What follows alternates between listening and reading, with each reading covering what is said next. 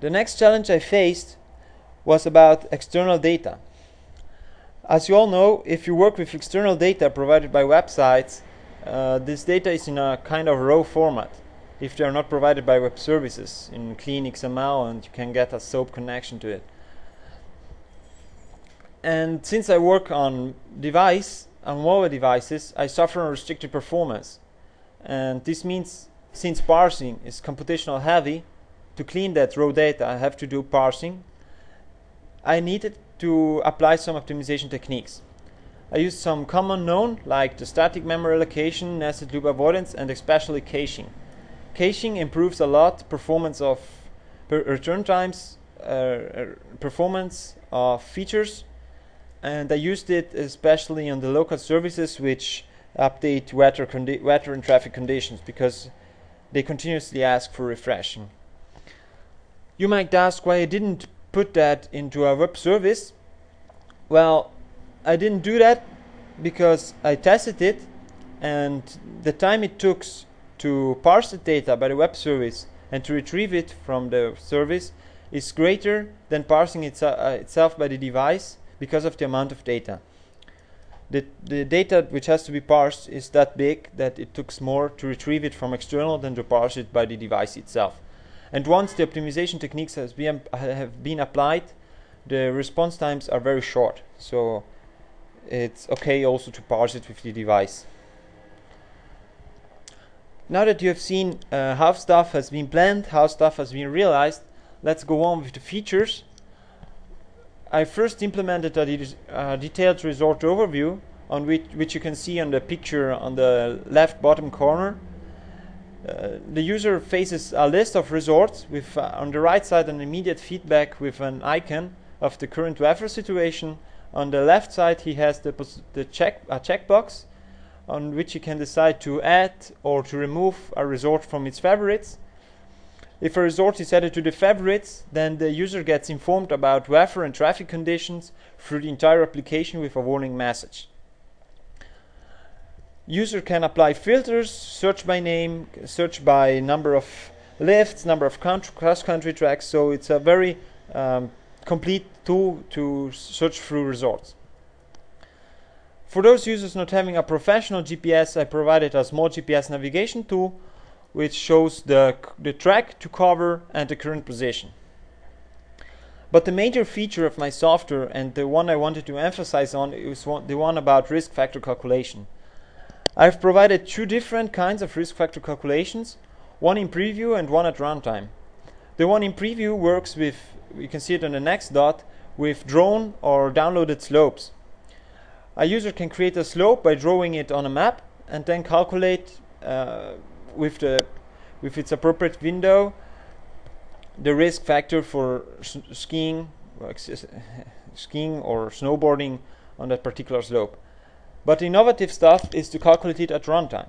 So really, while skiing, the user can ask the application to start calculating the risk, and once the user makes a movement, the application can predict the direction and predict in preview the destination of the user, and so calculate the risk which the user is going to face. So once the risk gets too high, you can see it from that picture here, the user gets prompted with a warning message, but also with an alert sound. Next feature I implemented was to record and replay trip. As the risk factor calculation at runtime, the user can, while skiing, start to record its trip, and once finished, upload it or store it locally. The user can then replay the trip, see his average speed, and the meters covered. The last feature is just a nice to have feature which was asked by a friend of mine, which is a Facebook position sharing tool. The user can share its position to Facebook with a feed where a map is shown, and short text can also be added. The next thing I did once implementation was complete was to collect feedback. I collected one by myself about response times, so response times of a real device in comparison with the one of the emulator. And then I started to trying to increase the appearance of my application. So I created a website on which I put videos, tutorials, and a user manual of about 30 pages to support users, to don't let them use only the application without any knowledge of it. And then I created an online and a paper questionnaire focused on usability in combination with skiing experience. In order to take some conclusions, I wanted to take not common conclusions, like, because on the internet there are a lot of questionnaires about usability, but I wanted to emphasize usability of each feature, especially in combination with the experience of the user.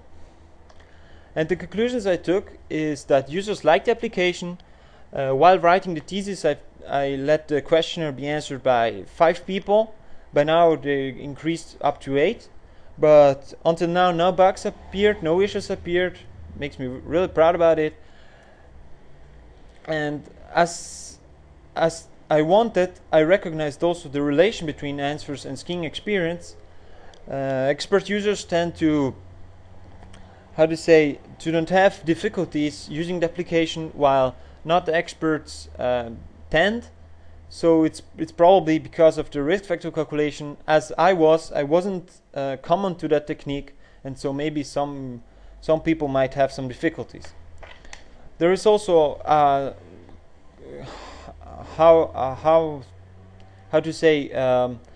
link between answers. If we look on the management of the slopes, since the risk factor calculation in preview bases itself on a well-written slope, we can see that both questions were answered very positive, and this means that it's okay. It's a logic conclusion of it. One is the conclusion of the other one. This brings me to the end of the presentation. Let me briefly summarize what the application does and what I could improve. Well, the application now provides a real central accessing point for skiing-related data. It allows any kind of user to plan a trip based on real values, on up-to-date values. The application allows to calculate risk factors in preview and in an innovative way, which is on runtime mode. There do not exist anything like it by now. I try to enhance skiing experience by make everything interactive, by make the application be extendable. Users can share, download slopes, can share, download, upload tracks. And finally, I support my users by a website with video tutorials and a user manual.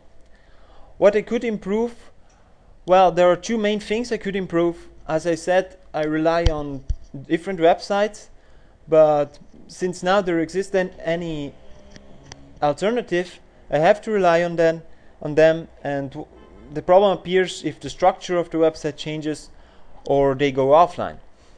So what I really need, or I might need in future, is if some sites provides web services which support this data, or a kind of general parsing which merges same data needed by different sources.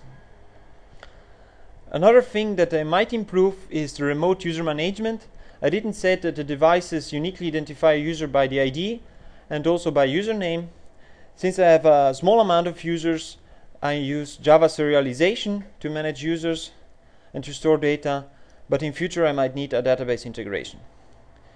So that's all for the presentation. Thank you for your attention, and if there are some questions, I'll be glad to answer them.